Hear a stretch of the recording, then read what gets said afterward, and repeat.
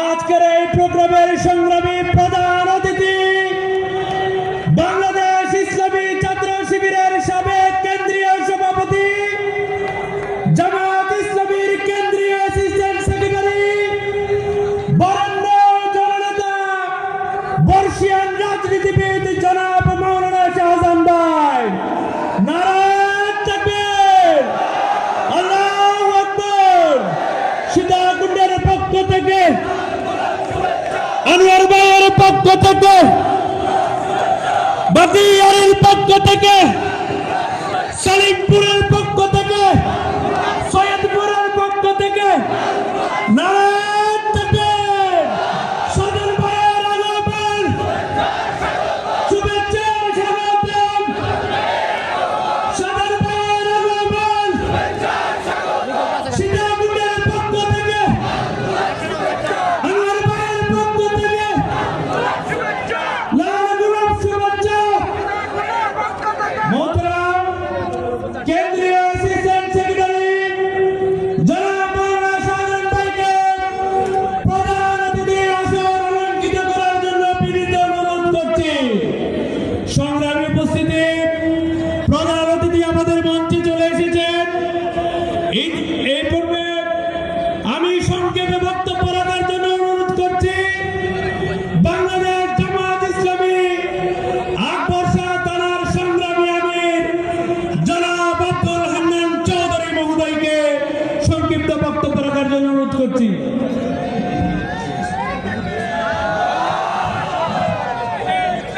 আলহামদুলিল্লাহ রাব্বিল আলামিন ওয়াসসালাতু ওয়াসসালামু আলা সাইয়্যিদিল মুরসালিন ওয়া আলা আলিহি ওয়া আসহাবিহি আজমাইন। 11 দলীয় ঐক্যজোট সমর্থিত বাংলাদেশ জামাত ইসলামী মনোনীত জাতীয় সংসদ সদস্য পদপ্রার্থী আনোয়ার সিদ্দিক চৌধুরীর সমর্থনে আয়োজিত আজকের এই সমাবেশের সম্মানিত সভাপতি, উপস্থিত প্রধান অতিথি, বাংলাদেশ জামাত ইসলামীর কেন্দ্রীয় অ্যাসিস্ট্যান্ট সেক্রেটারি, বিশিষ্ট জননেতা জনাব মোহাম্মদ শাহজাহান ভাই, মঞ্চে উপবিষ্ট নেতৃবৃন্দ ও আমার সংগ্রামী ছাত্র জনতা, আসসালামু আলাইকুম রহমতুল্লাহ। প্রিয় ভাইরা, ইতিমধ্যে ধানের শীষের পরাজয় শুরু হয়েছে, পরাজয়ের কান্না আজকে শুরু হয়েছে। আজকে বাংলাদেশের গলিতে গলিতে দাঁড়িপাল্লার গণজোয়ার সৃষ্টি হয়েছে।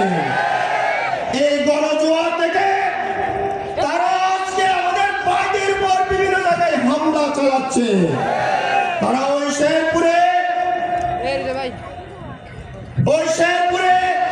আমাদের রেজাউল করিম ভাইকে হত্যা করেছে নৃশংসভাবে। আমরা এই হত্যা বদলা ইনশাআল্লাহ দাঁড়িপাল্লার বিজয় এনে হত্যার বদলা নেব ইনশাআল্লাহ।